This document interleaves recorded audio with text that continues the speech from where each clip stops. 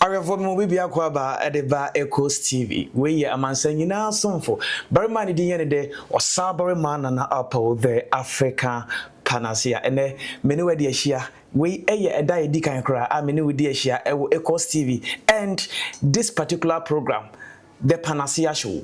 And yababeka ho asem no accountability on campaign promises. You know, when NDC was in opposition, ansana yewura His Excellency gonja de hye konkono oba befuru abanwa konkono no ese omampani no ebo hye bebre kokoso ewo omo campaign seasons ne muti ye ba behwe emudie omo atumi adi so ene emudie omo entumi ni so ene emudie akwasibro ni besia in the pipeline na omo so omudi so eba ni nyina no ye behwe ni nyina ka be demo na keep on saying I owe you non-partisan show, non-partisan political show. I say no, NPP sem and NDC sem.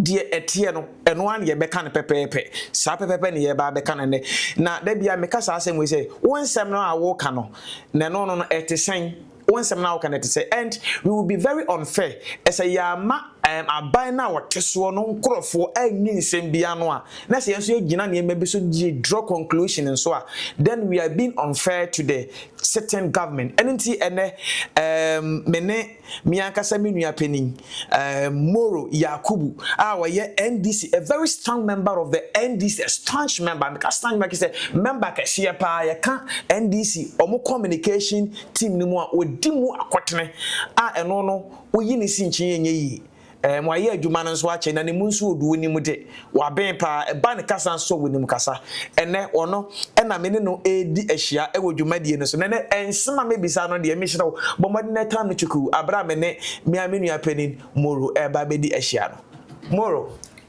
big man dem wa kwaba bejoso facha me so ene asema how kakra wo be we fu do so a we ni na nti me sure say info no na so basically aban ya wo bae watoto ne mama ewie mu adwo kama so everybody is getting busy till we understand so send you wo ne ba no no an nim se news fa so a otete no ene se news tin ase so ate ase wo ti we say me sure say wo ma me ote wase se me amete what ase until the system nyame enam so ma mo de to me ma NDC mesumu mu be no ya toto niema ama niema adeda na akwemu ma everybody is getting busy and that is the order of the day the nyame ase na ye bompa ye say enyisi ya no na ensa nko na ni munchen sa say ye wo bebre ti be di nkomo afa niema bebre but this that time many at the studio hapa and we only the maiden edition and yes maiden edition very nice studio well set up and kofu we dey actually no kra no ma me hu ni say you guys mean business na me enshram na yem pem nkoduru empempen so a FDA beje ne home na Ecos TV ana meboa yes waves of Africa yes mu ye gampa anya easy that's it so that's it it's all about it na omampani what is saying ne ho ye pa na wodwene mo ho so ti me de nchia e mo den pa ai mo hwam His Excellency John Dramani Mahama send all kind of gunja de si kronkron tikesi a ewi adwe esrem si jata so o se ade a oye ti o se ade yo John Dramani Mahama Ghana fo ne Ecos TV fo nyina na send obisa se ne ho te se ne ho den pa na odwene mo so yede nyame ase pa se omampani ho ye na ana Ashanti regional minister mame fansia ayokrodin ema ira Ashanti regional minister okay na anim so obo adwuma wo start here say nyenne ana meboa me shasi na wo hu regional minister say hu regional minister so hu say we na nkasa no bodanso so hu he is doing it for yempanifo ewo dem okay so what you say pia bontia no aye ama yen youth no especially okay na ye hu no say sani ewutie bia emfa wo ni age a woye the opposite wo ye bia betima ayede aye wabra wo man nye hu bia sani ya na ye hu no enso na enso fo okay na de bia ye me fe papa woni mi ya me fe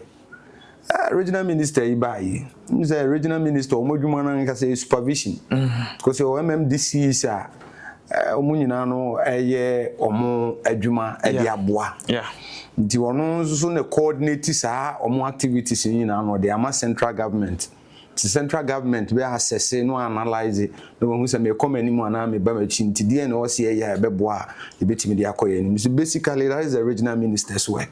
But to the bi aka ho sa Ashanti first enema wo mo ayo nu anu MPP for no say be no so bi mpe wasem a wo sa wasa no achia ne pa anya sa de a enema ewo mu a eboa na nya painting na no mo ka ho asem no Tinema ne bi ni dai. Oh, football.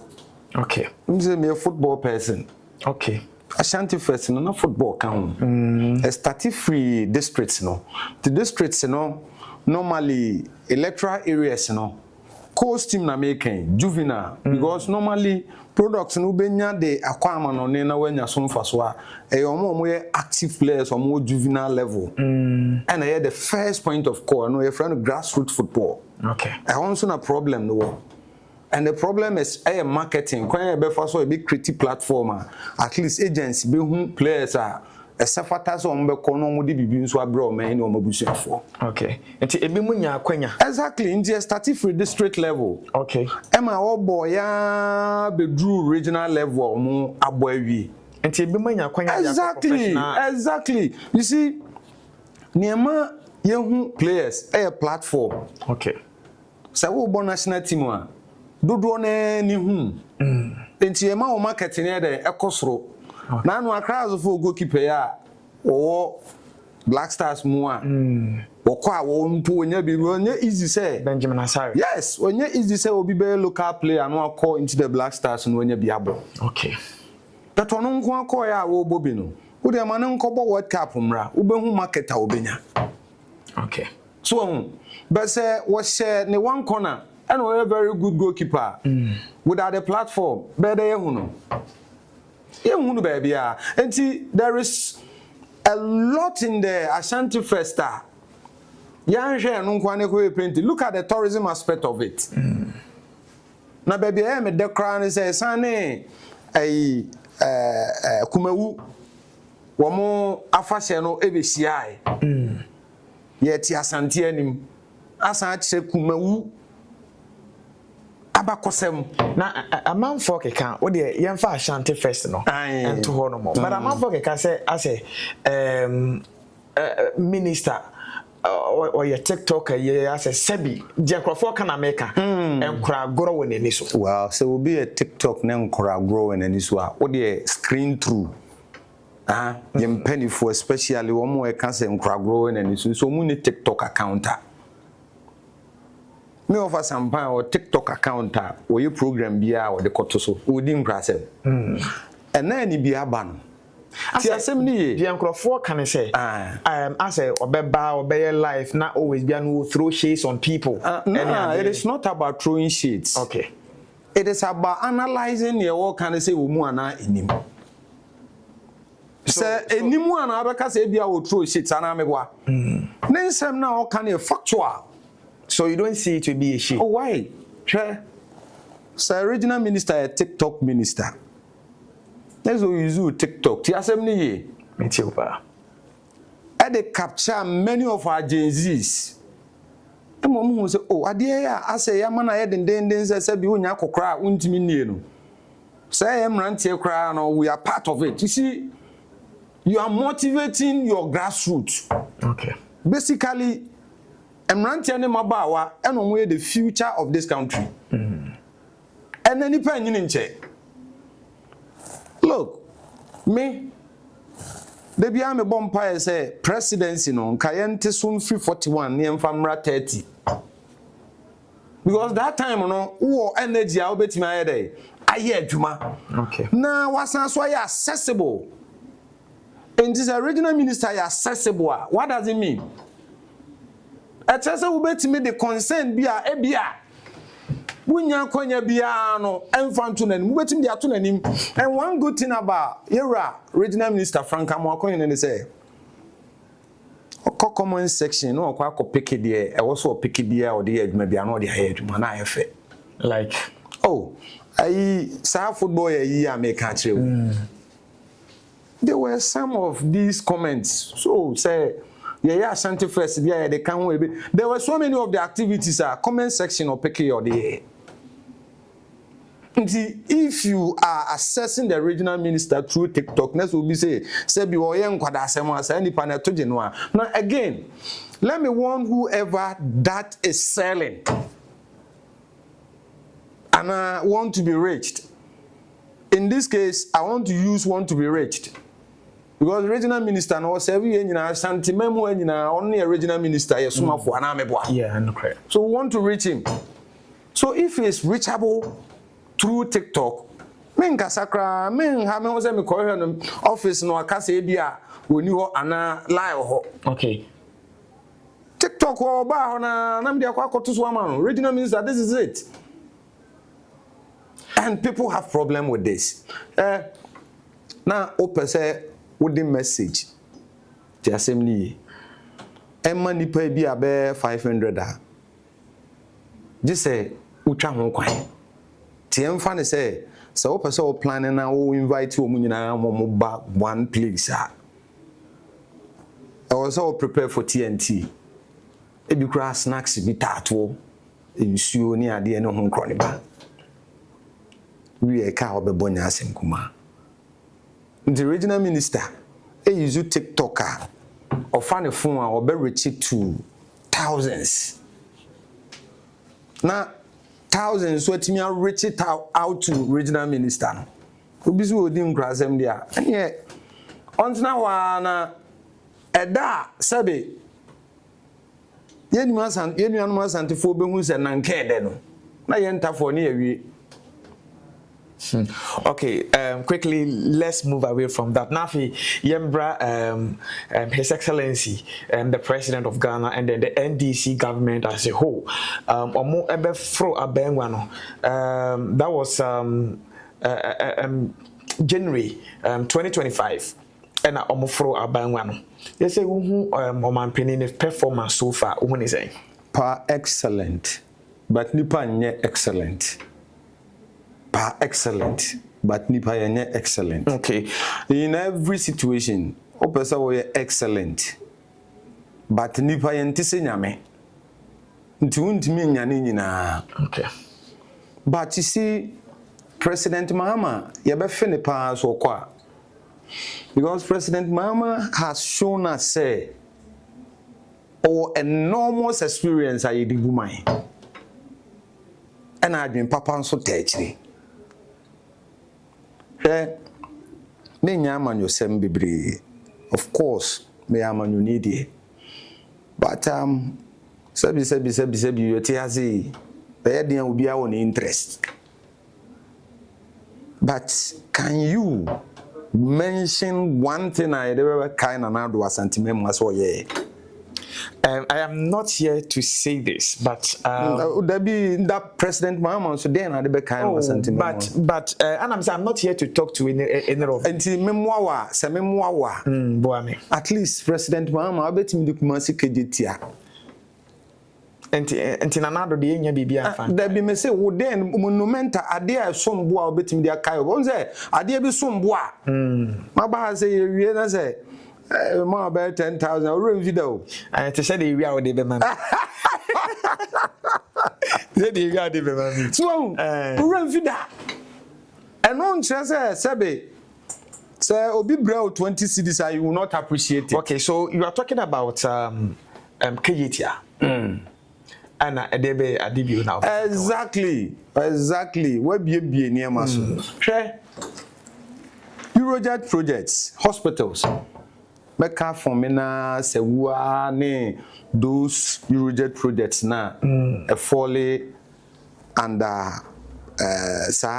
hospital projects na Eura mampene kufuo pese woye. You see, I'll give credit where credit is due. Okay. or conceive idea no because if we can say what conceive be say what dwene ho say obeye otu anamon but anamo tu onu mu no na fofia ntoata MPP aban nanado ebeje mantel no omufri abem ena yura males of blessed memory ena yura the then vice president and oye president yura president Mahama ebaye nam si dabi ade na ya de papa ade ya de papa nso de enisi egya ho to mo so prayer 4 years mu ena mo de ekunya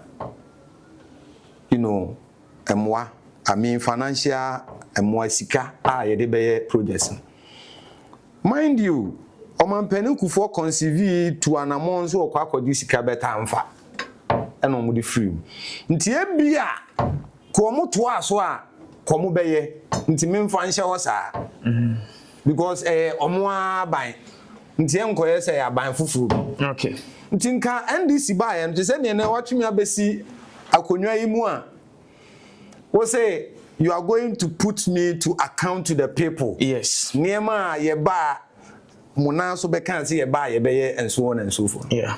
Ntinke ye de ani be kwa no so ne ye gyan ne obi adwene ho because ne obi adwene ho de okoya ho ye be ka say me na me dwen ho nti wo bo hu say a untimi mfa ni nyina. Okay. But ye hu say amamuo no ye ntoaso. Ne ye nsuso a me ntwa no. Me do ko ho because me de besi ye nso a sabi o enye obi botom sika no de ye ye de oman no din koje sika enye de oman ha din no de koje ye okay ye nyina na ode edin aye de akwa sika no de be ya de papa ma ye nti omo koje sika beto aso for me na under President Mahama endru 5 years old because I started 2012 obeka 2012 so na President Mills of Blessed Memory Ephraim and obeto aso free ho ema ye to aba ma o wini ya 2016 fofia nto ata ono so etu no nti o the 4 years no at least for me na cut 10% to completion. Okay, just 10% to completion, not to talk of roads to peti na do ba asantema mu ha ema o be kan say under President Mahama let me say it so sene wasi abuama muntaka sesa the lives of the constituents and sene wasi ama akwan a ewo ne constituency ho aye shire under President Mahama no so mo ma ne kwan ma ne be president ono so be ne sa koko roads a ye ma asantema and so on and so forth enti say ye kan no ho asema o ya wunya time kra na ade abusa me ne anu ya ba ya ba be. Okay, now if there is anything monumental about President Akufo-Addo what the mama okwan wunya politics bo ba ko o menya politics but man to me am okran I met me abo prempe sorry prempe the second international airport yen ye phase 1 ti asem ni ye on say wuntimi nya bibia omo scratch ye omo de ye ne ade no nkro ne ba but granted my country was President Kufuor conceive bibi ne be to aso nti omo to aso a but generally enye President Akufo-Addo na start ye phase 1 ti asem ni ye so could that be said ayi interchange no so am interchange and some small ba some be we are I mean you will give the credit to Akufo-Addo. No, we are not giving credit to him, we acknowledge him say look, and that is the same thing I kasa about Kumasi International Airport. Look, I was able to give you KDTI started from scratch. You are talking of me started on mobile betuaso. And then numerously, if you want me to tell you about 100 of them, I will tell you. Because even the KJTI, MPP, so by at least they also made some continuation. Let me give you something that Kumasi form person mobete. Okay. After MPP ho. Omudi ho ya opa. Yen the 3 years ewie Kumasi KJTI. Ti asem ni. Because ye to abama President Mahama obedi abenwa no January 7 2013 okoko to say almost 1 year after 1 year no and I started here be kejetia na oni me esi here chama wontumi ekoka che dwadifo no say President Mahama peso to galamsey over bia obe kejetia no the demonstration change be a course all because chama wontumi de ade bia koto ye maami dwadifo trim say baby aye betena se adi dwa no John Mahama na no ma de omo penti ni sebi nipa a wonwene nipa ho kra no mu ye demonstration bi no mu kra yi omo ho and so on and so forth. Fast forward 3 years ye de awie ni continuation any central market die 8 years boss ye wie oh ye din komo ye nwie exactly na we na ye nwie ye no ne nti ha kumasifo yie pa ne say ye to aba omoto no bam ma MPP but eba no mpuntu a MPP nkai omo he the number of votes Ashanti region de maye no say uyi ye largest voter yenya no the whole of Ghana voter region through Ashanti region eba why because ye no I say oba bia wo pe no mpel wo dono pa but ye waye bia no omfa ma so what you say but ubeye bibia say ube impressing say ne be ye obe dey obedo enu bi ene da ye ne asantiman temen dis ni asantiman ye do asantiman enti emfa ho ni vote so mo de be ma ye we will still ensure say near sefata why kejetia market say President Mahama Fribole Bamboy say ko betimi de akwa akosi ho but we say near da santima akoma so pa we nyuma bebre free ho no ma dwadie ana meboa dwadie yeah yes the whole of West Africa say dwai ABC asantimem adeketwa now we beto aso central market. Let me put this on record na the development of Kumasi kejetia any central market. So the idea is that kejetia nipa na wo wa no mu didwa no mu nru 2000 na yes stores e wo nru 2000 ti almost stores wasia maka kura pia na ayeden nti yenye bibia ebetimi aye more than 2000 na ye central market for na yedey abeka we because we mo do no kra nru 2000 nti yenya ene kejetia no na you know if I stand to be corrected there 7000 stores or 7000 okay it is accommodating 7000 market women and men nti say ye wi a wo mo central market we be yi omo do ma beka kejetia ho ni ye wie central market ena fofia ntoata ye to aba na ye free 2016 na ye the 3 years wie kejetia na betoa so 8 years mu me ba o kan ni age say obi di birthday o de nsa na e kan o de help 1 2 3 4 5 6 7 8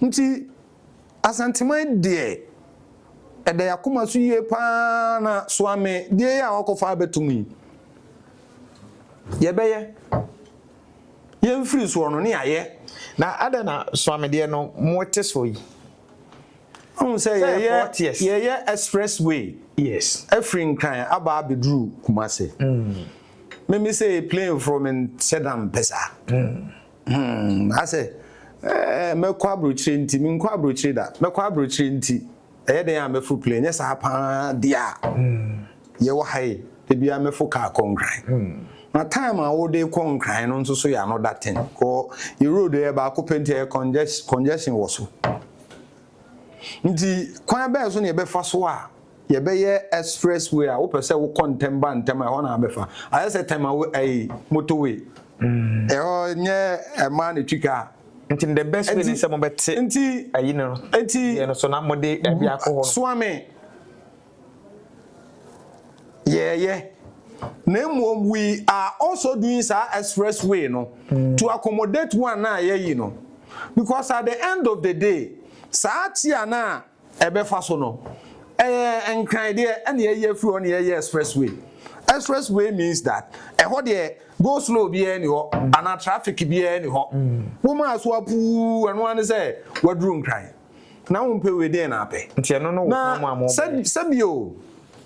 Sanye eya na ne ma ne tie no obi mpe wasema wasa no we den obechi achia ndie no nya sa de a ka wo kapa no aka ne yi a mu a mo ba ya ATS na mo wo ATS mu so ame entertain means NPP nyame so omo na eka omo nsem ya wo kan ni na no omo na eka o nsem ya wo kan ni say omo na eka and very good say you be bring no on board na ya discuss na ya chechire mama amamfo ate ase 8 good years unim say MP waterful Vincent Asefua was say na re wo sempa ne say da bi obedru so I'm interchange we otimus MPP for ono an party MPP omo di asantema abro na wo pa che wo nti sir Vincent want me answer go oh you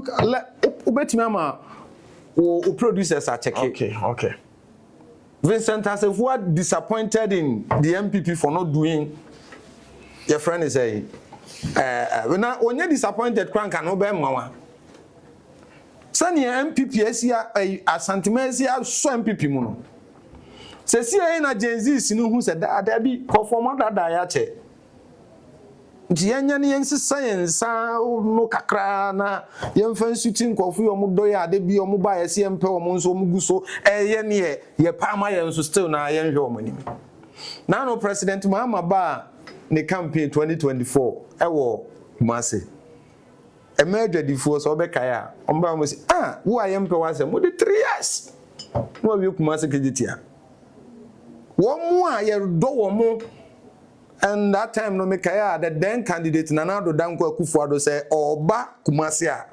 specifically kejitia I say Jesus Christ triumphant entry into Jerusalem ye didn't too much send form Fina na be di 4 years oba no de nsase na ekira santemai ode ne sase me ye wan me ye o yin say okay so on oba kromu ha omo so omo kwan ne omo kokan wo se won nkura wo mo nsa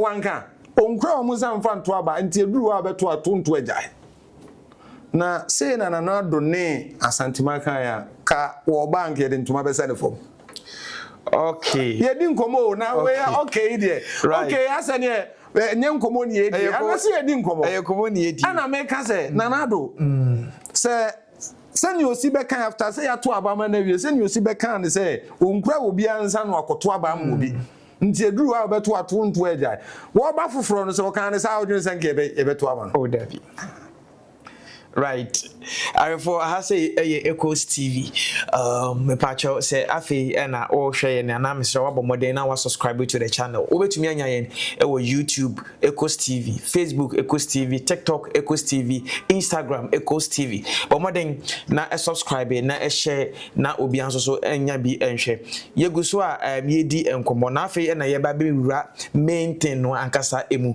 na yes accountability on campaign promises eno ho nkomo and ye ba be the major campaign promises are NDC emeki ye no na afi ne ahwe emu de omu atumi accomplish any emu de omu eguso omu ye any de emu de omu ba be ye ne de omu antumi anye tini nyina no ye be hwe ana se me ka se ni mu de omu antumi anye kwa de omu antumi nye because omu nya eti ye wi a na afi de ye di ne nyina na ye di eho ne nyina so eho enkomo right 24-hour economy say nya ka ayi dia because 24-hour economy no man launch but Ghana for say omunya bia say 24-hour economy bia nyamisha Ghana for we don't have any problems almost started some questions about your major campaign promises yes you always have to hold your leaders accountable to their own promises and very important sure mami assure Unim say there is this market that is going to run 24 hours throughout our districts. Markets. Yes, 24-hour markets. Our mobile districts. Almost yes, district be our districts BM ya besi ba enti wo district awo mu no. Bo modern na bom pempen na ko municipal chief executive bu san se modern na hemfa na ye besi no. Ko so ni a challenging pa wo mu ye ba bi besi no. Okay. Say wo see market 24-hour adea also see ni ba bi e accessible. Now I didn't think that your market the already existing ones no. Mano, I mean, the kind of resources they need here. I mean, for that 24 hours. Yes, so I see market for you see market when running for 24 hours. A briar, Kumasi Kiditi, and Kumasi Kiditi, and Kwani, clusters. Atunsu market yen ye, Aswanse market yen ye. Even no track Kumasia for that matter, Shante Redina, Kotokraba market to the Kokohe. So, but we are talking about a modern market. Because old market, you know, okay, no more than will be a juma. I didn't hear. Yama, maybe your tone too soon, crana, no head of any man. Your market stock it where you know, ton deal. Maybe crying a great training in our current new 2000. But we are modern marketer. A hormone so some canon so a different. But Ghana ni bi so nse Ghana ni bi. Okay. What you say? Eti existing ones they will be there. But ade bi here obi anadwo. Especially a draw. So who pedro ta wan hwe a obetina baby mako na obehu so mo ye 24-hour pharmacy, you know, retail. Nti say yenya sa 24-hour economy market here. Ibi a ope bia bi in a clinic ebi wom school kra no ebi wom ba menka se ebe ko school anadwo but ade bia a ope no mu bia no be dey ubenya nti ba bia a ope adwodwo ho nso a obekọ na ebi wo ho. So what are the resources that you be here for 24-hour economy now? Nti that is one thing aban basically say obodam free fee aban no ye we dey motivate others are on board, and these are the incentives are ebeboama businesses to say monsa ekus TV opa say we year 20 we run it to wadwuma yi mo ye no daytime na mo say mo de anadwo so ka ho say see ye cameraman no akwa ene wada production ho no a ye de yam betu omuka timbe say mo de kwa anadwo ka ho all you need to do is to sign on to the 24-hour economy program. You have to say we sign on it aban recognizes say we be wadwuma no 24 hours nti then aban be ya ebeboa na at least ubenya sika de atua wo mo a wo be form no wo mama no si a nka beboa conversation ni pa eti anu mu no aban so okay ene okoye adwuma na adwo no ka ho asa na adwo the electricity no me ne wo chemu bia miensa ma famienu wo fa baako. Oh, ebia security has say amanfo ntimi ma ha na adwo so okay we are increasing security and what to say aban say every year bia yemfa police for 10,000 Ni na incentives say de be ma wo mo e be sign. Yes, every year 4 years and the 40,000 e ba on stream 4 years no a police for every year 10,000 every year be 10,000 nti sa police for you see police na dwuma pa edikan e wo so ye 1,000 and 10,000 so 2,000 e ba ye de bruha e ba ye 2,000 nti this year more for police 10,000 exactly nti de ya no say wo mo a eto forms ti asem ni ye no mo pass through all the process no mo fail aptitude test we aptitude test krobi to aso. Yeah, that was the problem. Exactly. Omono you just push them inside it, and then next year no we are now afraid they were inviting you know forms and so on and so forth. And you see an American for no mbesa asana tia no basically yaba no 24-hour economy na a promise elephantize eso ani hwe ho pa but near na so kan ho pa the resetting agenda me boa the catch me say me boa. because now oman no economy no resetting agenda, it is the umbrella of the whole campaign. Now who be sifia there na adi kan ye who be sifia there na adi kan ye for us not to move away from ye din komo who be sifia there na adi kan ye foundation exactly na oman no ye ba be som no ma men kai o ai we Franklin Kudu Imani and Joe Jackson Dallas Finance also look send ye na do dan kwa kufuado any Alhaji Mahmood Bawumia let me give you this trend of happiness that suggests say na ni oba beji o man bia no economically bebre omo kan say ni oba be so o man mu no obebre.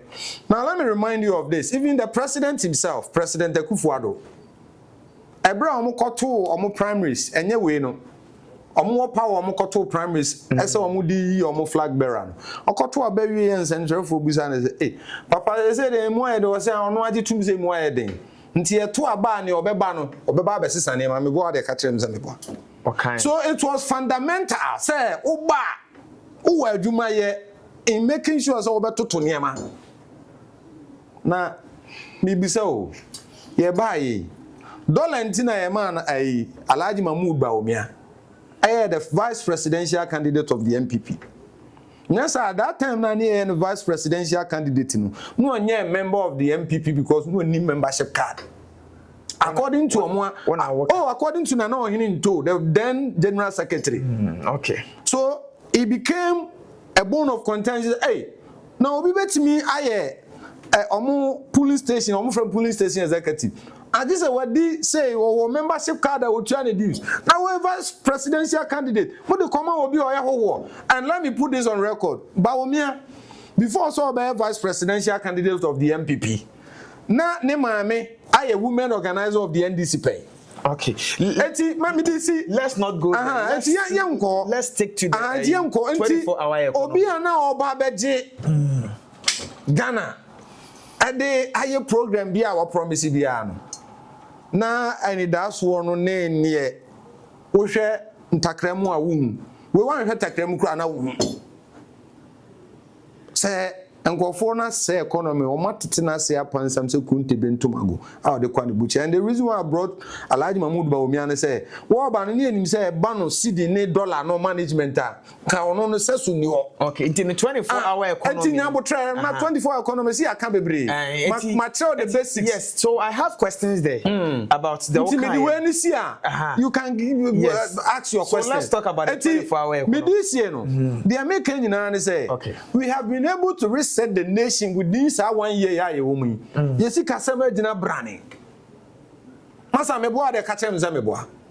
Ya beto ade no 15 and 10 11. Ubema producer scratch check ya senior I check me and say na sika 70. We will get to the economical side of the but definitely the resetting agenda inshallah is successful. Okay. It's a 24-hour economy. No? It is going to thrive. Okay, it is going to thrive. And sebi you be jan baby ada and it's a game changer. Unim 24-hour economy no. NDC di buy no. Unim near TUC secretary then okan. What say it is the game changer. Because if you have an economy, obe more incentives. Ama businesses, especially private businesses, etimia thrive, etimia grow, na etimia funny padodo no.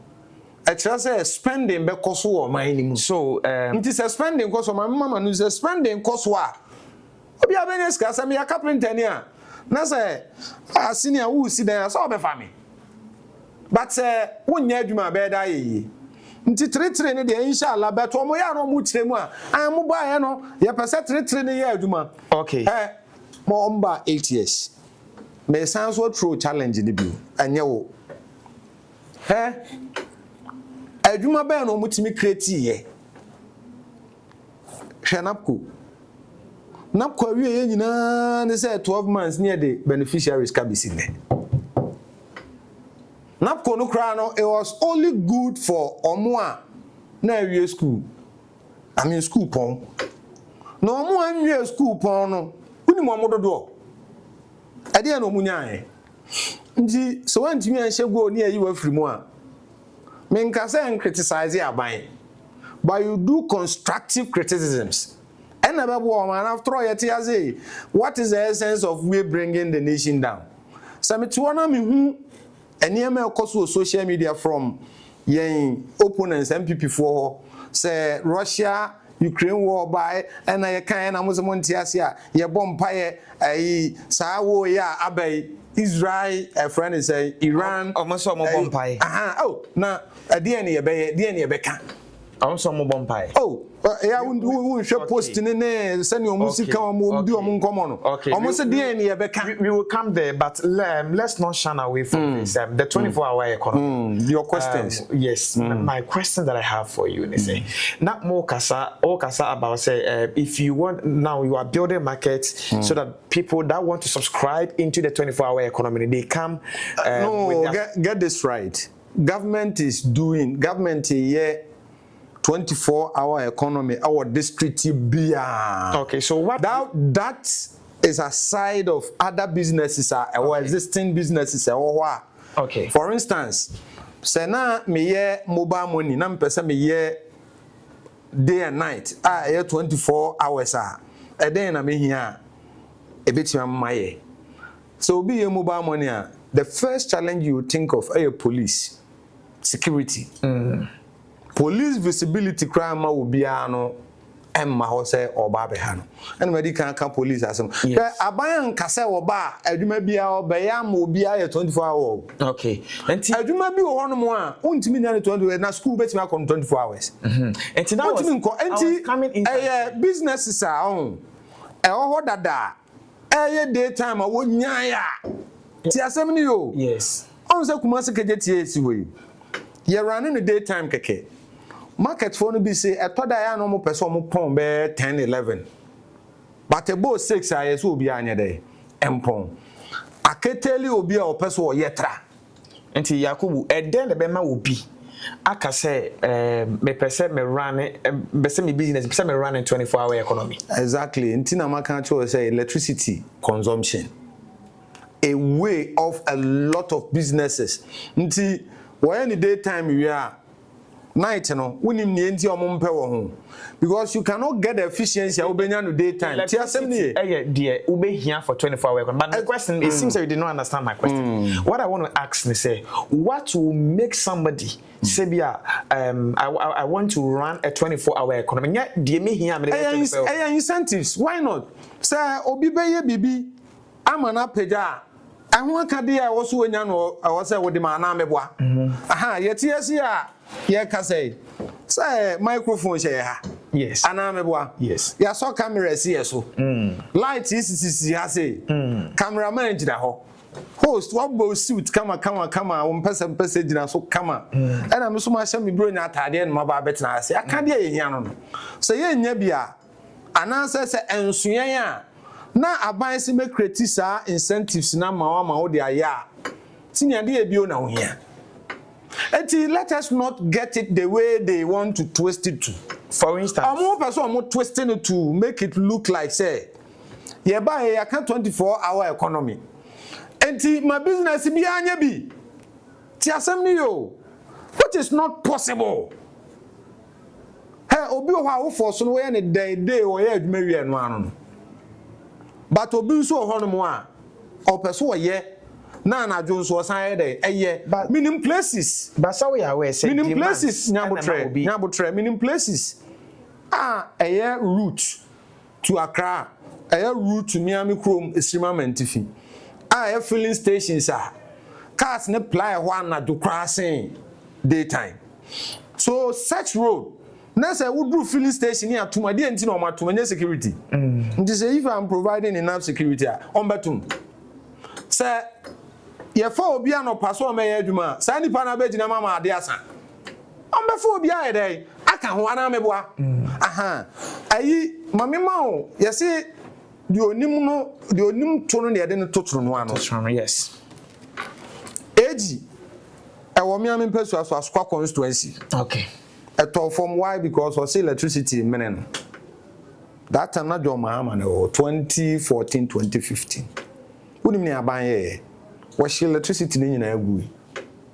That time no the workers those who are listening, they can, call in and answer me to send the text message. I'm throwing that challenge. Abaye san. Almost have fun, our workers in titis kana cherry. Ye free swana yamutu. Until business is here on the 24-hour economy. These are some of the incentives. Look, don't get it twisted. Ebra ye bagana for now, so near the camp bagana for now, so I be huni yes, I know before say I'm the money adwene mo ko Ghana for now so. Hey. Masa. Wo baby a wotene ne wo pe no. Nya no na baby a meteme pe. Nti obia ne ne ope e wo baby a wo ye de wo. Nti yenko onko busa omo ne omo ye de omo pe ne to no in the People's Manifesto beboa.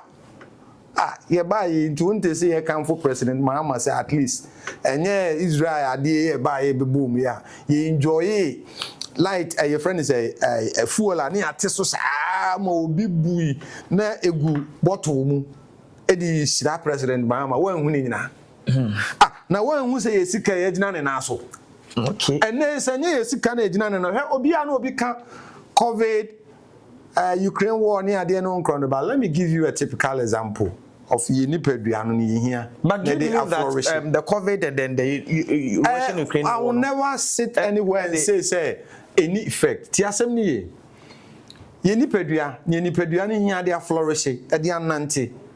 So the dimu pa ye de kuyarema ye the immune system. Nti say HIV AIDS ebema immune system ne yemra yare bi obebe bia no obekunu time as shocks ne baaye no na Ghana economy na tete ase apansam so kunti bentum agode kwa ne buchia tama Russia COVID ne we ne baaye na nyina ye na so na nyina ne na let me ya inherit Russia Ukraine war omajai. Oh, but when me argument say SWAT. But when you nyaye. When me they say what was the last time say nyaye. E wo mu anu ma tuntu obi eda no say nyaye. But say nyaye. Yen ka say yes. But e wo ho e handle. Exactly. Ena Israel US Iran war abeka ho. Enti susu ampa say economy nke nyina ne na so adwen say de na nkebesi.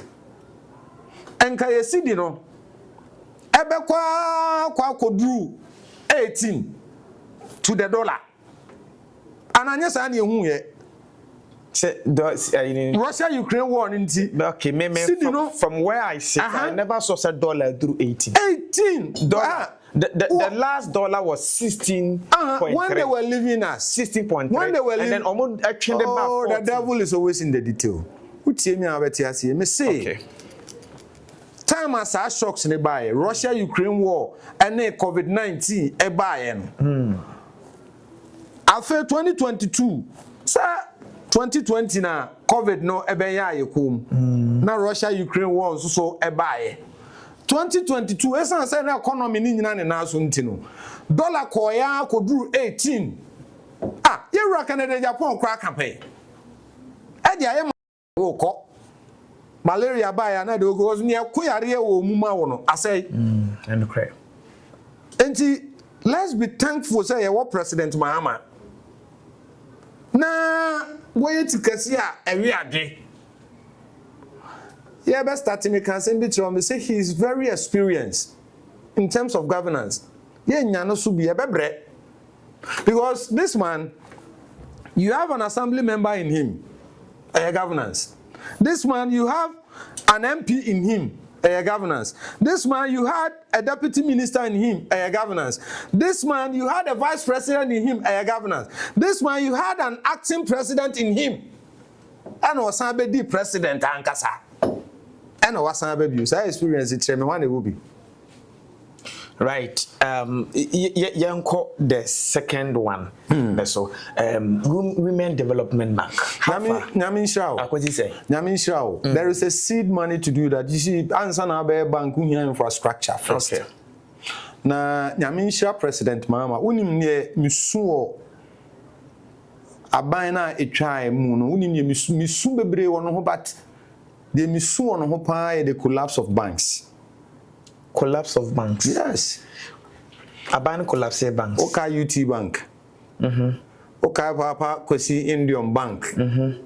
Any other microfinances. But banks collapse now. Don't you think, sir, it is as a result of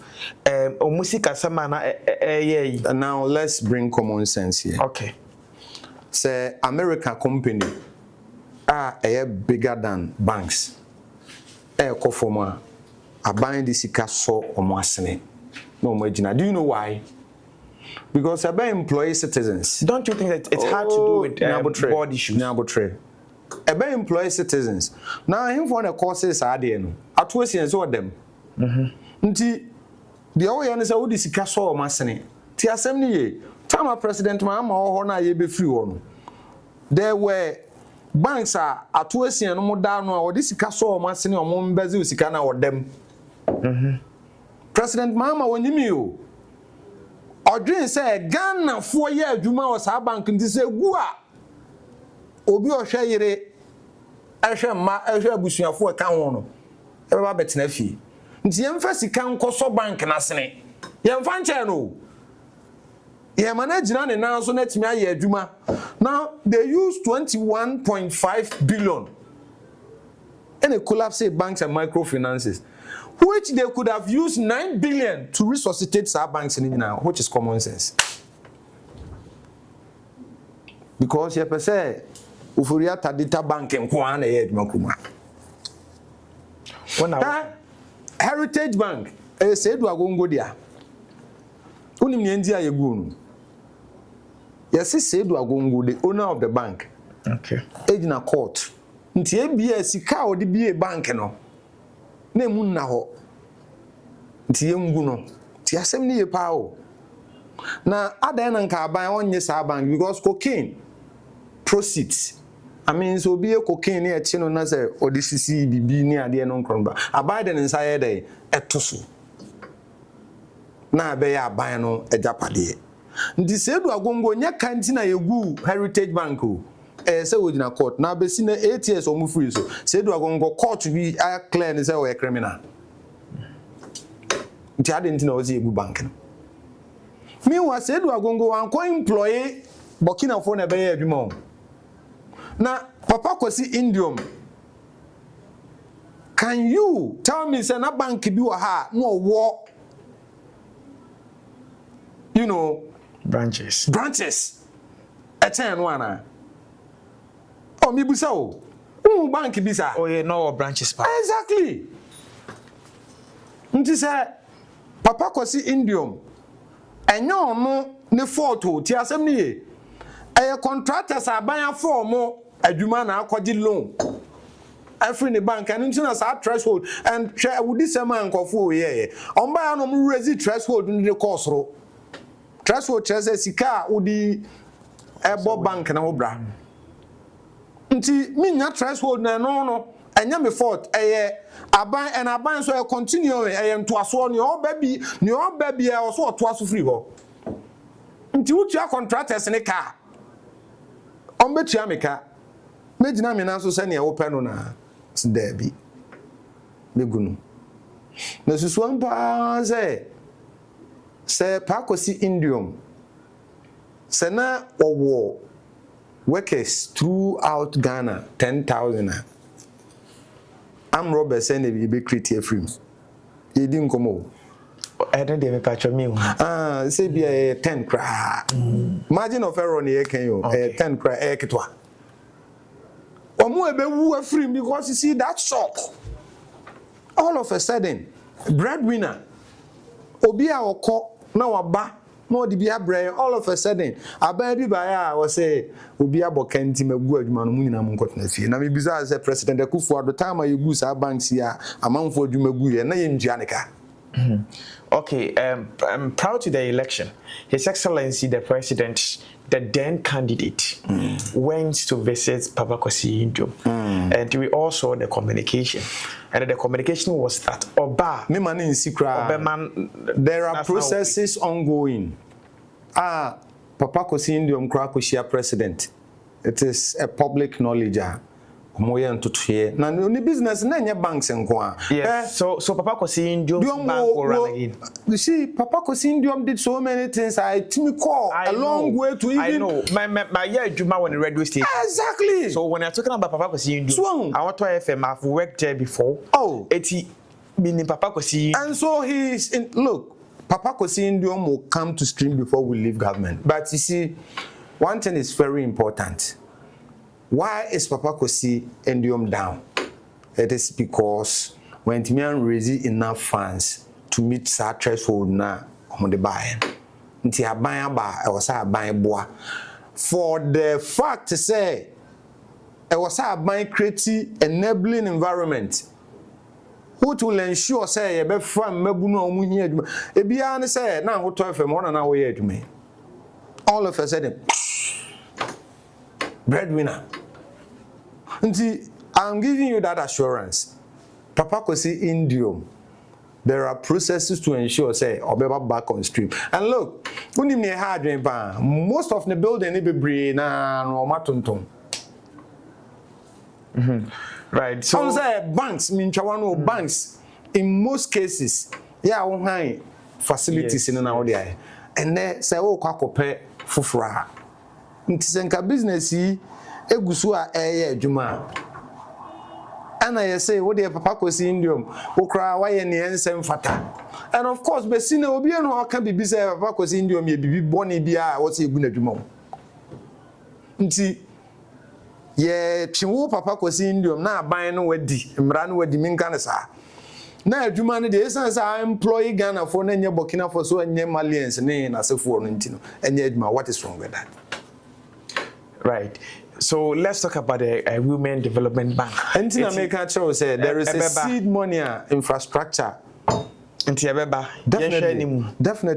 Look, within my best say within free abem.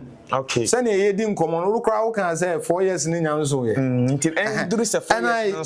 I don't want to give you a timeline which right I am not in charge. But lose 4 years and so there now Women's Development Bank ebeboa emma eye bodwa ti asem ni me maame me ko school a na boss wo no nyina ye ase ayaboa ne nso no no wa hwie gu fom na no ansa na wo miebie mu kra no chen se wakan omuna ama omenye guru abedu ba bi aduru ana meboa de ka kire me se meboa na we no kre nti se wo ba ni so wo yi omu ayipa ana sa ne yenka ne sa nti de American na say ayipamu na me say President Mahama dwene hu say minsi markets, various markets enfama ye ma dwadifo omu yi budwa adenti no so de bank ebeba ebemo omu loans amomu de aye adwuma odwene say nye no kre. Right. Let's move on to cocoa price. Abrana NDC campaign mo no because he is forcing. Okay. Some boy they catch him. He is forcing. Well, you didn't come on your well as him. Some boy they catch. He's forcing. Yes. When you're okay, at forcing is forcing. Matthias. Oh, now when I can all day. They can't me the. Adia obi aka dey say okay say all day. They can't me the. They can't me the. It's you're at forcing. Ebe can say omoba ba mu ana sika na MPP de ma NDC sorry MPP de ma cocoa akuafo no ye 3160 no esua na emu omoba omo de bi be ka ho omo ye 6,000 da ma omo kwa de no mo ko mo say MPP mo omo 6,500 omo ba omo amfa omo krampo no na nye 6,000 ti ye wa ha ena omo ekotu kokoo mu omo tu mu no krampo ekọ say 3,500 right 3,600 a little over 400 na tum exactly afi ye san akoda sore ya ye hunu de e ba ye na so asantia asan ba be 2,580 right 2,580 Ghana cedis enti eno no edi entia asembe na mo ka fa ngofo no propaganda na nkomo person mo de ba kuku sector na amfa oni ni enti amfa look at forcing I say the ejina so maye de tua kuku ekuafo ka no say adwaman so bo se ne yesi to kuku no ti asem ni na esanse ye to kuku no $1 mu ntino na de abaga na sika mu abesesa ti eno na wo kan bo mu a emu abupen bi sei na wo de ama ekuafo ti asem ni yo itio ebra na ye ka 6,000 asem se wo hwe abupen dodo a ye nuanu MPP for so mo de ma ekuafo na ye sisi because na ye 30% of that tie ye kan say ye ba ye be mo 70% nti sa 70% no se wo hwe no ni sika mu a 6,500 ti asem ni ye mo 30% ba ye de se ye ba nka ye de be mo 70% fast forward ya ba bam na efi won so na koko boa ye to no edwaman so tiba from sa ti asem ni yo tiba from sa ene be pie bra ye ba bam etiba from ni nyina no ye hu no say ya ba first year even though resetting there but there was say ye pe kakra de kan ekuafo on ye de a little over 400 e kan wo ti asem ni ena ye wo mu a fe de bra bi omo boy ye brafo e wa aban mu sane se huntia afe de Ghana kro ekope besia ye mfa maye find you koko so nya the syndicated loan na eto this syndicated loan ni nyina affect no kai haircut no be o betwa ni pati ayi bone krom ase nti na koko no kra beans no nya obi no aton ama no se Ghana ntu koko mu a na koko akuafo no mo nkasa o wonim ne no mo ye omo sesa ni nyina no mo de koko divoire kosa wo de ombe mo price correct one pa me boa de ka trem za me boa but the sun say koko beans ni yenya atofo nti no Cote d'Ivoire kra no ni koko no enne ya ye ka say enru 1,500 per bag enya sa market no ho na so ate o afa de wunya market mpo na de koko beans na ye den akọ me ato so first now the loan syndicated loan ti omo the loan no ma ya na de abre akuafo no na e friend of forward sales nti se cocoa price no ye say ya the amount whatever the changes ye de eno na ye den ye agi but a bini hosa woni ba bia o de beans ne ko nti dey na abaye okay ye beto beans no na mom ne ye di kan to no dada ne de old price na ne de mamo no eno an ye de be den ye de be mamo me I want this conversation say farmers ne can say oh omotua ka de ba ye no bi de ntua ye ka eno de obi eno wa wonsem fata na ketua we will get to that suit ya ehye we ye nyekwa ehun nyanam so ye den ewo but going forward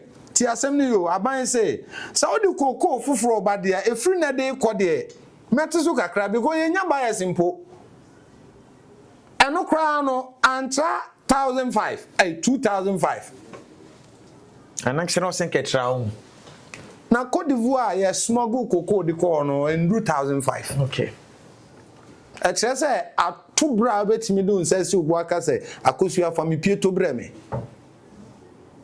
yenya atofo na cocoa no ye koton ene ye de bia brekuafo ana meboa na se wonya atofo ade na be also kwaji loan nsusu na nkofu yagu wei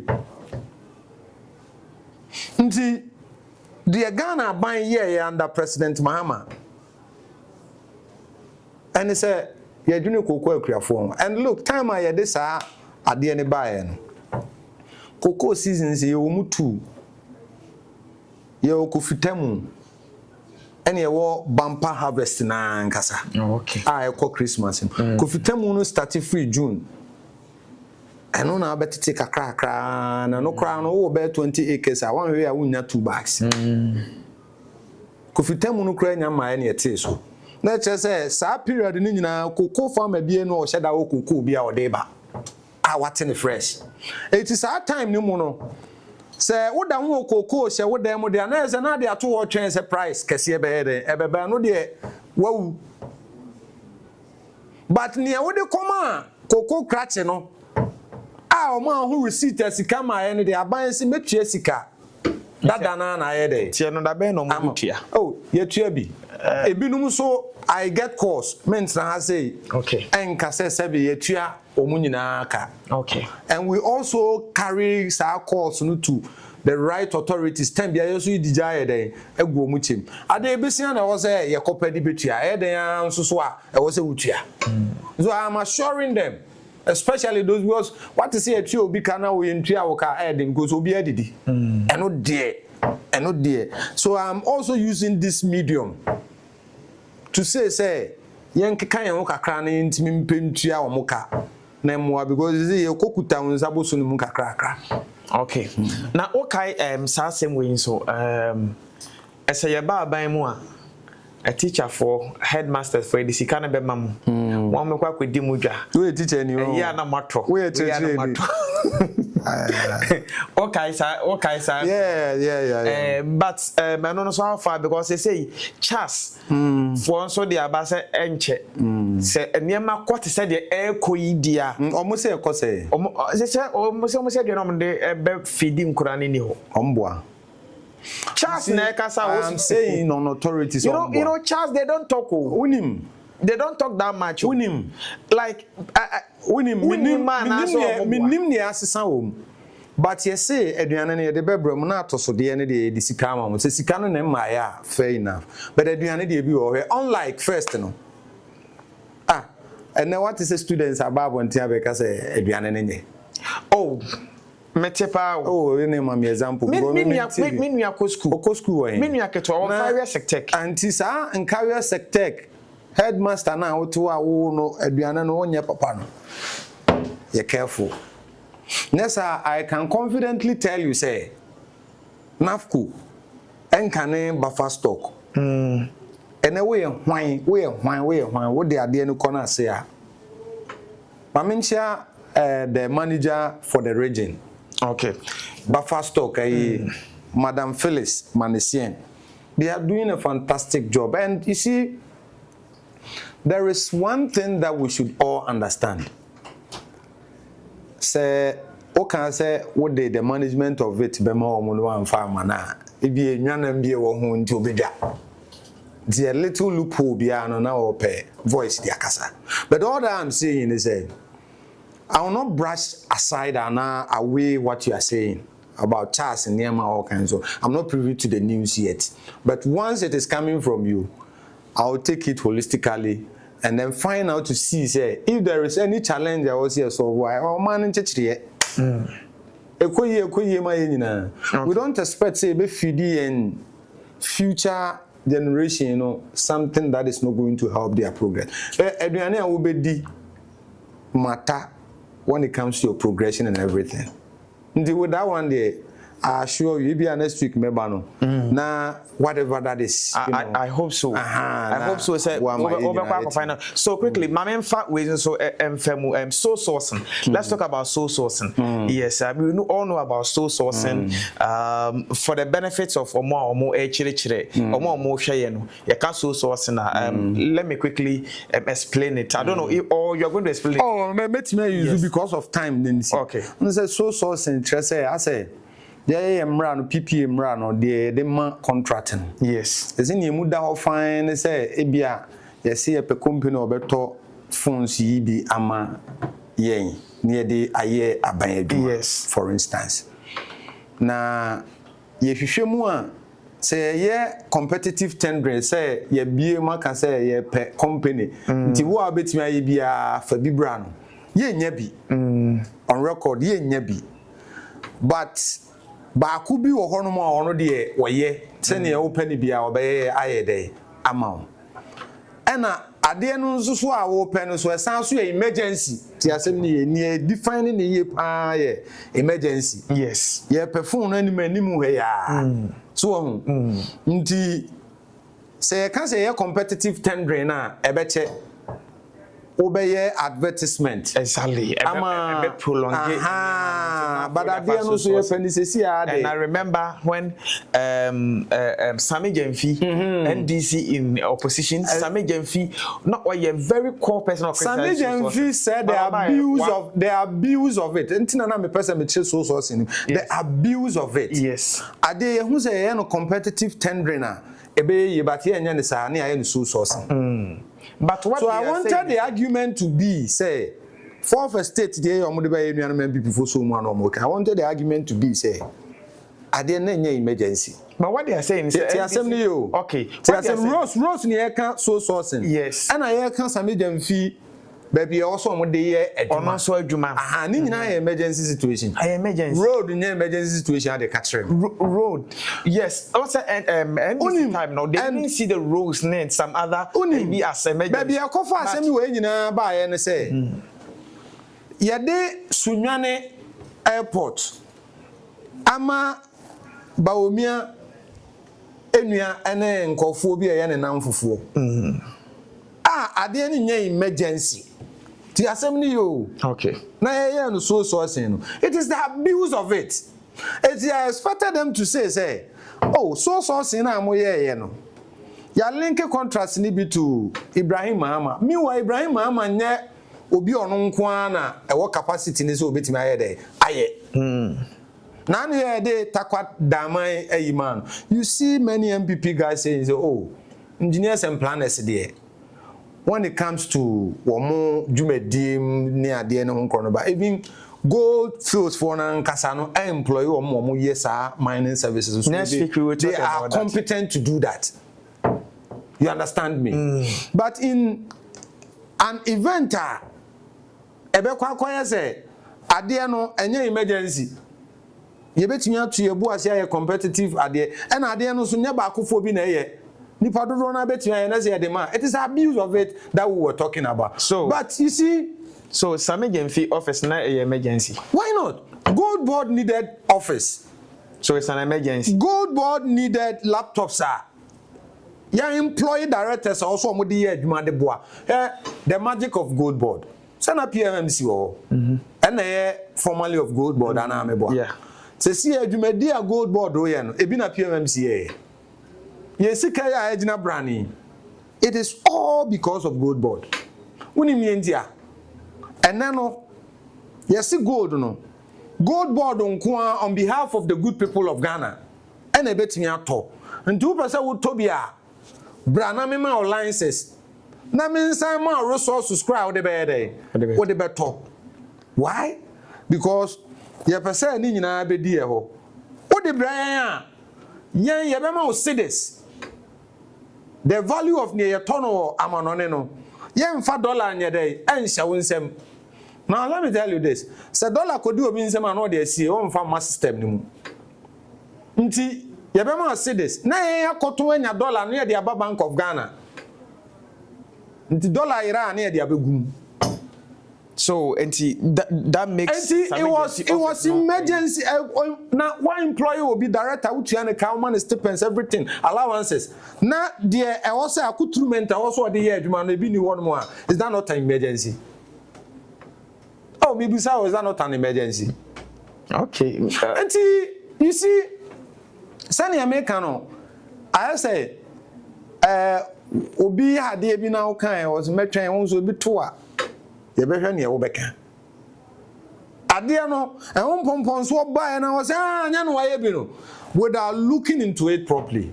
On says, I saw in common akoda. Oh, say, that's so coswa. Besis Abria de catcher. Oh, a guso. Crofogusu dingo. MPP for no chromosome. But Ghana say, as a common tenacity. Yes, sir. MPP for no more woman here. A President Mama Cocaso, you don't. Boniem, sir. Because what can Anameboa? Yes. Hey, and come back, bossa. I know why it's also. I'm the baby. I know I may want to make national the soul sourcing, but I'm one who's only near walk. Because you see, a near maybe a muscle sourcing bar. Says I near mano and a buy now, yeah, and your bonnet. But say yes, I near mano. Nay, a nam for some, a near some. To say about me and in that's a way and it's idea. You are abusing it, and I dare be a abusive be your papa, and I'm a boy. A droya and my any pedia, any young wording after say I are. Say, one no man broso against the prescription of what the doctor has given you. Maza, I know crazy you are abusing the pedia. Not to talk of sir, like I always say, they are praying, say, the omoye and yenye bi no munyanka. And that, I believe, is unfair. Do you know why? Because conphobia or better crumbi or bebompa is a crony monocrubua or timothy. Fu on your titisono. Omuko jina ho no mu miemi omu phone so. Sa kopem se nozo no beje ka. No abusa say because ya teso otimito. But omu time no. O kwa ne phone kro ni baby da no aja to. No hwa edru baby ani sika no be so munyai. Say enema ko for mo a ukojina ho aye musa so ye MPP ni ana NDC ni. Right. And okay. Yenyina de pay yo man. Mpa ye na o man nkoyi. Okay. Eye ni ye mu nti na ye to aba se ye ni. Aha, nti me de ma asem nyina ba na wie ye ni say Emre no na eni ho nke be ka bebre. I am very sure say next week ye be to aso every ho. But amanya akwanya nchia me regional chairman. Chairman Nana Akwasi. Chairman Nana Akwasi. Sure. Chairman Nana Akwasi na apomo chairman wuntumi free Ashanti region. Oh, say the wind of change ba ho. And found who is there. The assembly you. Okay. The wind of change ba 2016. And a chairman wuntumi win Ashanti region properly or win in a year. Fast forward 2020, chairman Nana Akwasi be chairman. And I want to say obedi 47 over 47. So okay, ana me boa. Okay. Akwasi say. Yes, I reclaim seat preference. Nana Akwasi na na chairman. 2024 ye nyina ehu. Over 32%. 7 seats. Monumentally being seen. Leadership is not by accident. This is a nimness you could Nana Akwasi free who are time for any. Why very calm, a gentleman, but the job day grounds. The Machiano. Na masa sre yenuanu NDC for say ampa yenyina ebusuafo de obeba be contest chairman bia no ebusua de na ato na ono so oba be prebi. But mama ye nyem from so nyim free Nana Akwasi nsem nesa ye bebre. Right. Next go ba na wa bo me nkomo kakra. Mu nchire mu ayi presidential you know na wa bo me nkomo kakra de afa ho no. Ye bo nkomo. Etu the next week ye bo ko. Inshallah. Right. Okay, we Echoes TV me patcho ye dwumade ya to din say the Panacea show ana ye de ebremu na enne ye guest from kwana say ye hoho so kwan ni no edi nkomo Moro Yakubu intimese me patcho bomoden na share video no so na obi an so entumi enya bi enhwe obetumi enya yen ewo Instagram obetumi enya wo YouTube, Facebook and so TikTok ni nyina ewo Echoes TV ti bomoden share it to a brother, let a brother also get some to watch. Media ne very man di ene de or sabare ma Nana Apple the African Panacea Makram.